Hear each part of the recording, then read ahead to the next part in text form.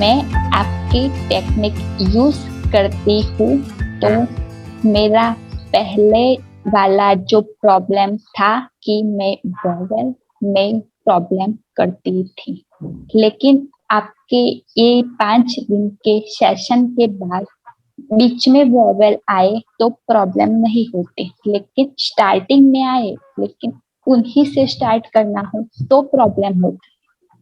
तो मेरे लिए कोई सजेशन? फिर से थोड़ा एग्जांपल के साथ एक्सप्लेन कीजिए। सपोज मैं अभी आपके साथ word by word and mouth stretching technique का उपयोग करके बोल रही हूँ, तो मुझे ये प्रॉब्लम नहीं आती, लेकिन कोई अचानक से पूछ ले तो मैं नहीं बोलती, लेकिन ये बीच में आए तो मैं अभी बोल सकती। ओके, सो ये प्रॉब्लम क्या है दोस्तों कि जब हम एक फ्लो में होते हैं, जैसे कि स्ट्रेचिंग फ्लो है, नेक मूवमेंट फ्लो है, हैंड मूवमेंट फ्लो, तो इस फ्लो में वर्ड निकलने लगते हैं इजीली। बट प्रॉब्लम तब आता है जब आप फ्लो में नहीं हो और सडनली कोई पूछ दे, तो आपका स्ट्रेचिंग तो नहीं हो रहा था, माउथ क्लोज था, हैंड मूवमेंट नहीं थे, उस समय डिफिकल्ट होता है वर्ड्स को बोलना। सो उस समय सबसे पहले आपको अपने आप को फ्लो में लाना पड़ता है।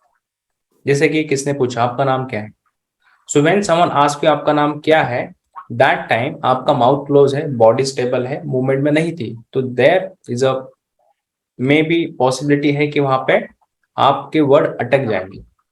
ठीक है, so that time what you can do their, before you speak any word you can little bit start moving your neck or expression like this and then you can speak। मतलब अगर आपको बोलना आपका नाम क्या, तो आपको वैसा बोलना है, हिनिशा, अंकुश, पारे, पुणे।